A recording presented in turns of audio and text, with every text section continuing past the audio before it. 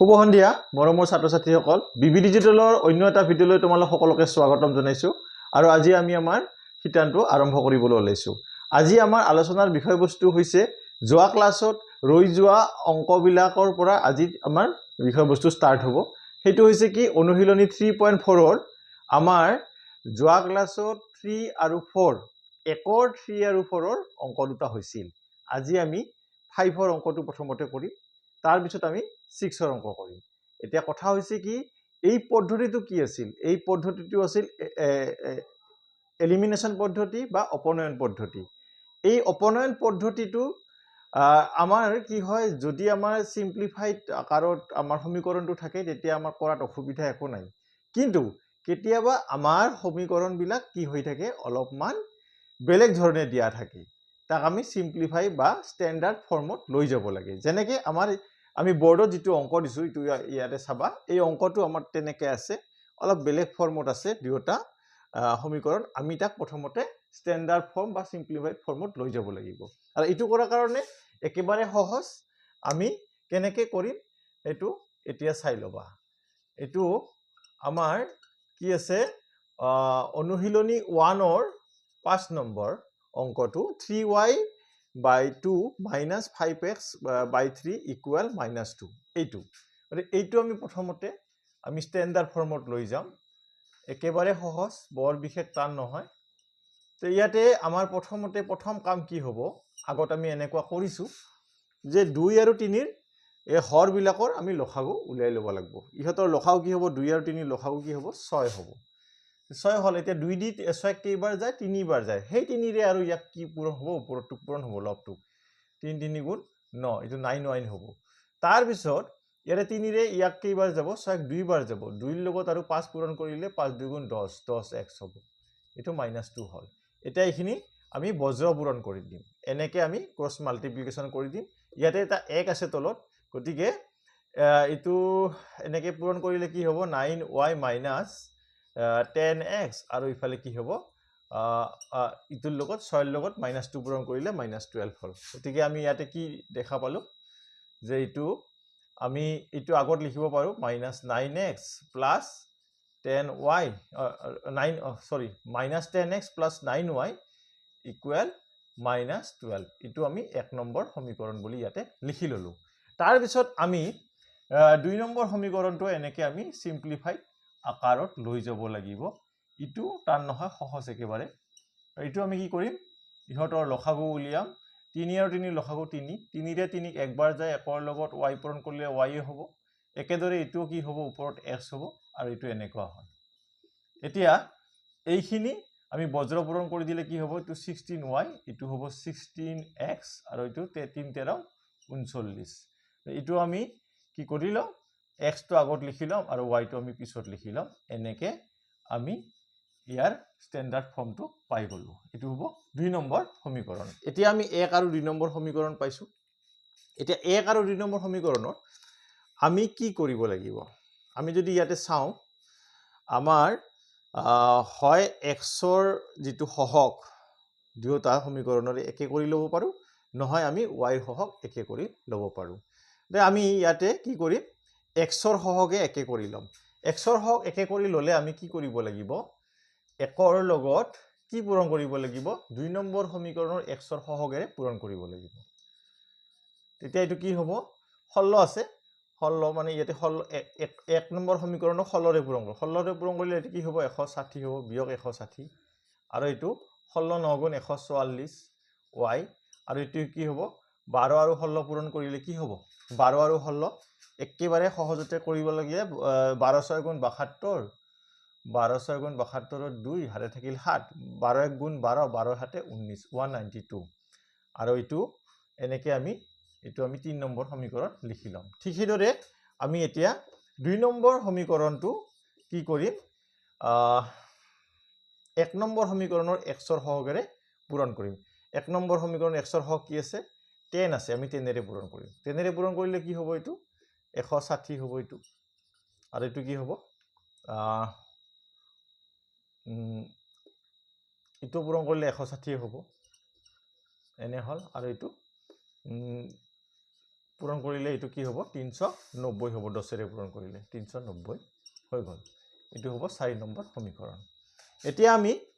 এই দুটা সমীকৰণ কি কৰিম এই দুটা সমীকৰণ যেহেতু ইয়াতে এটা প্লাসত আছে ইয়াতে এইটো মাইনাসত আছে গতিকে আমি কি কৰিম ইহতক যোগ কৰিলে আমাৰ কি হ'ব y ৰ মান এটা আমি পাই যাম যোগ কৰিব পাৰো আমি এনেকে ইয়াতে আমি লিখিব পাৰো এইটো যে 3 যোগ 4 এনেকে এটা এইটো ক্যান্সেল হৈ যাব ইয়াতে কি থাকিব এটা যোগ কৰিলে এইটো হ'ব 4 এইটো 6 4 10 ৰ 0 হাতে 1 ইফালে 1 1 2 2 1 3 আৰু এইটো y ইমান 304y আৰু এইটো কি হ'ব এইটো যেহেতু বিয়োগত আছে এইটোৰ পৰা এইটো বিয়োগ এইটো 10 10 ৰ 2 গলে 8 এটা থাকিল 8 এপৰে এক ধাৰে 18 18 9 গলে 9 এটা থাকিল 2 2 1 গলে 1 এনেকুৱা হল এতিয়া এইখিনি কি হ'ব y ইকুৱেল কি হ'ব এটি হ'ব 304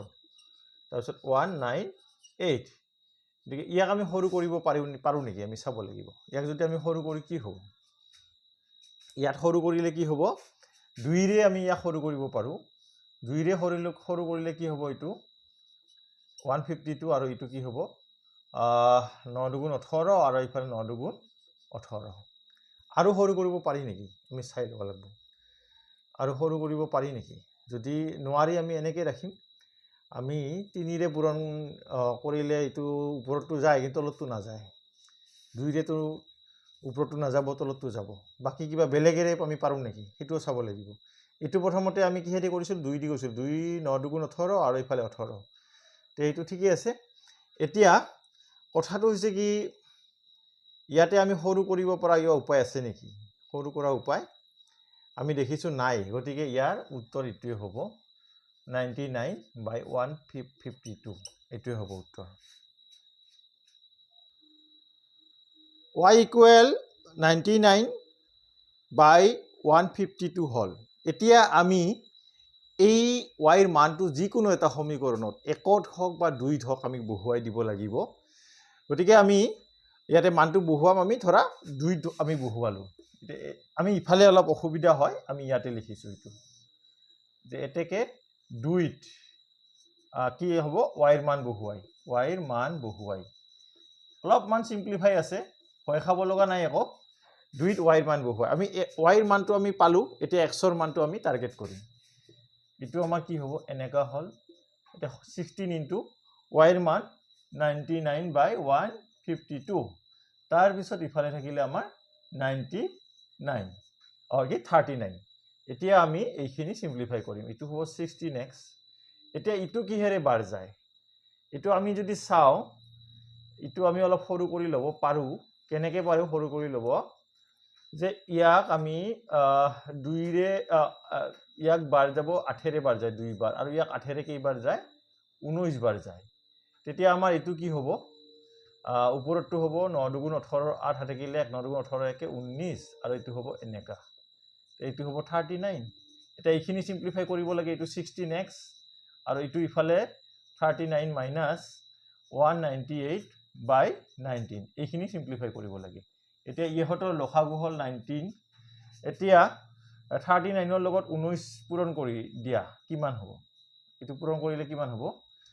19 পূৰণ কৰিলে 9 9 গুণ 81 1 থাকিল 8 3 9 গুণ 27 27 8 কিমান হ'ব 35 তাৰ পিছত ইফালে 9 গুণ 9 3 1 গুণ 3 ইফালে হ'ব 1 9 পাছে 14 14 4 হাতে থাকিল 1 3 3 6 1 7 তে ইয়াতে আমাৰ কি হ'ব 741 minus 198 এইটো হ'ব এটো হয় নে নহয় আৰু একবাৰ চাই লব পাৰো আমি 9 9 গুণ 81 1 হাতে থাকিল 8 3 9 গুণ 27 27 8 35 35 তো এনেকে বহিল তাৰ পিছত 9 1 গুণ 9 3 1 গুণ 3 ইটো হ'ব 1 9 পাছে 14 4 হাতে 1 3 3 6 1 7 ইটো হল তে ইয়াতে আমাৰ কি হ'ব ইটো এটো 11 ৰ 8 গলে 3 আৰু ইটো হ'ব কি 3 থাকিল 13 13 9 গলে 9 গলে 4 9 4 13 আৰু ইফালে কি থাকিল ইয়াতে থাকব কিমান 6 থাকব 6 ৰ 1 গলে কিমান হ'ব 5 হ'ব 6 ৰ 1 গলে 5 এটো হ'ব ইয়াক আৰু সৰু কৰিব পৰা কিবা উপায় আছে নেকি 19 ৰে বাৰ যায় নেকি আমি হেতু চাব পাৰো 19 ৰে যদি বাৰ যায় আৰু এটা হেৰি আছে, এটা অসুবিধা আছে ইয়াতে। এইখিনি আমি ওলাৰ পিছত ইয়াতে আৰু এটা অসুবিধা হৈ আছে, সেইটো হৈছে কি এইখিনি হোৱাৰ পিছত আৰু অলপ কাম আছে আমাৰ কৰিব লগা।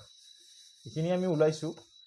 উলিয়াৰ পিছত আমাৰ এটা বস্তু আছে, সেইটো হৈছে কি যে 16x ইকুৱেল কি 543/19।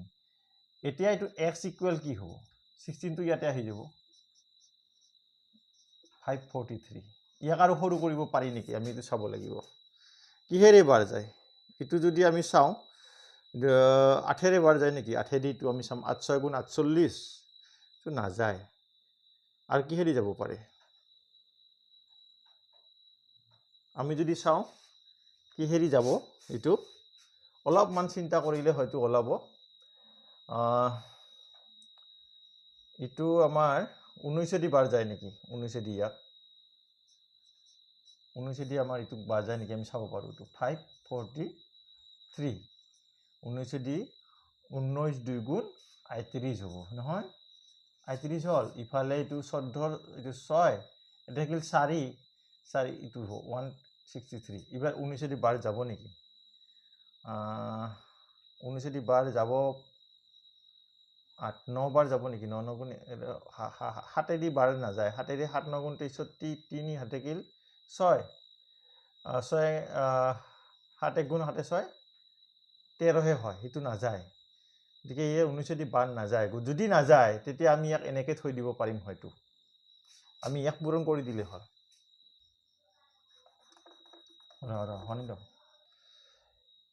এতিয়া আমি দেখা পালোঁ কি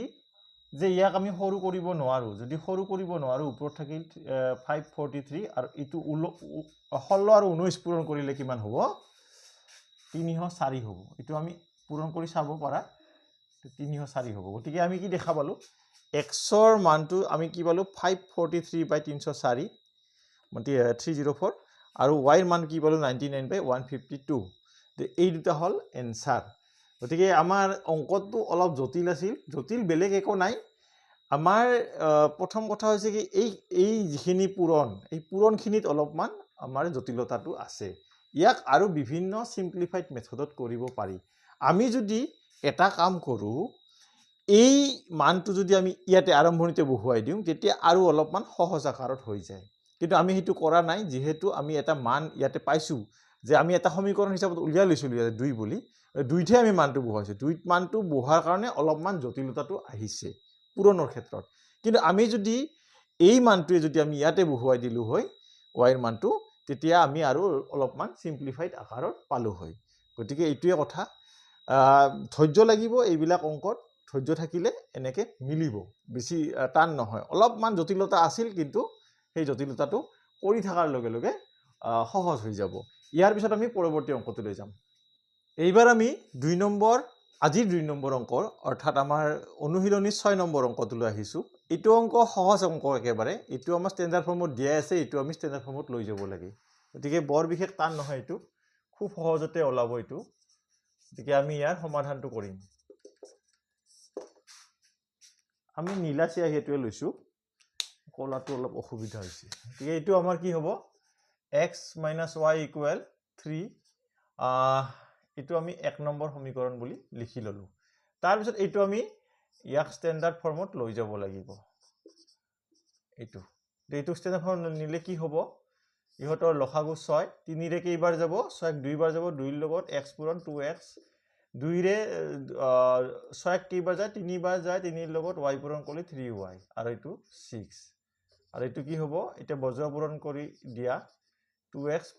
3y, 6 6 গুণ কিমান 36। এইটো হ'ব 2 নম্বৰ। এতিয়া আমি দেখিলোঁ 1 আৰু 2 দুটা সমীকৰণ ওলাইছে, ষ্টেণ্ডাৰ্ড ফৰ্মত ওলাইছে। এতিয়া আমি ইয়াত দেখিছোঁ যে 2ৰ সহগ, xৰ সহগ কি আছে, 2 নম্বৰ সমীকৰণ xৰ সহগ আছে 2, আৰু 1 নম্বৰ সমীকৰণৰ xৰ সহগ কি আছে, y আছে। একেদৰে 1 নম্বৰ সমীকৰণৰ yৰ সহগ 1 আছে, আৰু 2 নম্বৰ সমীকৰণৰ yৰ সহগ কি আছে, 3 আছে। গতিকে আমি এইটো এটা কাম কৰিব পাৰোঁ, আমি এইবাৰ yটোও আমি yৰ সহগ একে কৰি ল'ব পাৰোঁ। তাৰ কাৰণে আমি কি কৰিব লাগিব, 1 নম্বৰ সমীকৰণক 3ৰে পূৰণ কৰি দিলে হ'ল। এইটোত বেছি ভেজাল নাই। 1 নম্বৰ সমীকৰণ 3 ৰে পূৰণ কৰি দিম 3 ৰে পূৰণ কৰিলে কি হ'ব 3x - 3y 3 3 গুণ 9 এটো হ'ব 3 নম্বৰ সমীকৰণ এতিয়া আমি কোন দুটা সমীকৰণক যোগ বা বিয়োগ কৰিম আমি এতিয়া 2 আৰু 3 নম্বৰ সমীকৰণক যোগ কৰিম যোগ এই কাৰণে কৰিম যেহেতু y এই দুটা সমীকৰণৰ y ৰ সহগ একে আছে আৰু চিন বিলাক বেলেগ বেলেগ আছে যেতিয়া চিন বেলেগ থাকে সহগ একে থাকে তেতিয়া আমি যোগ কৰিব লাগিব এনেকুৱা আমি কথা আগত বহুতবাৰ কোৱা হৈছে আমাৰ অংক বিলাকত গতিকে যোগ কৰিলে কি হ'ব এটো হ'ব 2x আৰু 3x লগ লাগি কি হ'ব 5x হ'ব এটো কেনসেল হৈ গল আৰু 36 আৰু 9 ইহতক যোগ কৰিলে কি হ'ব 44 হ'ব বোধহয় 44 হ'বনে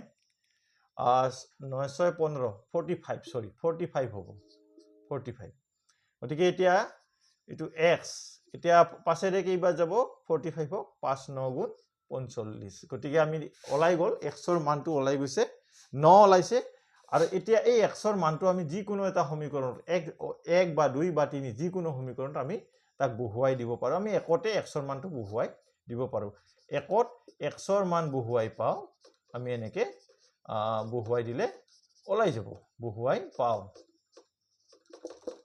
এটা কি হ'ব 9 - 3 - y = 3 এটা কি হ'ব এটো -y ইফালে ৰাখিল এটো ইফালে ইটো গলে কি হ'ব -9 এটো +3 এটা y = কি হ'ব -y = এটো -6 হ'ব এটো এটো কেনসেল হ'ল এই বিয়োগ চিন দুটা এতিয়া আমি ইয়াতে লিখি দিলো তে y = কি পাম আমি 6 পাম গতিকে আমি দেখিলো x ৰ মান কি ওলাইছে 9 ওলাইছে আৰু y ৰ মান 6 ওলাইছে এনেকে আমি আৰু ইয়াতে আমি এনেকে লিখিও লব পাৰো সমাধান বুলি লাষ্টৰ লাইন এটা ইয়াতে আমাৰ অলপ অসুবিধা হয় তলৰ কাৰণে ইয়াতে আমি লিখি লব পাৰো যে নিৰ্ণয় সমাধান x ৰ মান কি হ'ব 9 y ৰ মান 6 গতিকে এনেকে খুব সহজতে আমি এই সমীকৰণটো এই সমীকৰণ জোৰৰ সমাধান অপনয়ন পদ্ধতি দ্বাৰা কৰিব পাৰো গতিকে এইটোৱে কথা ইয়াৰ পিছত আমি পৰৱৰ্তী অংকসমূহলৈ যাম এতিয়া কথা হল কি তোমালোকে বুজি পাইছা নে নাই যদি কিবা অসুবিধা থাকে মোক ষ্ট্ৰেটলি কমেন্ট বক্সত কমেন্ট কৰিবা মই যিমানখিনি পাৰো তাৰ সমাধান দিয়াৰ কাৰণে চেষ্টা কৰিম গতিকে এইখিনি আজিলৈ ইমানতে এৰিব বিচাৰিছো পৰৱৰ্তী পৰ্যায়ত পুনৰ লগ পোৱাৰ আশাৰে ধন্যবাদ শুভৰাত্ৰি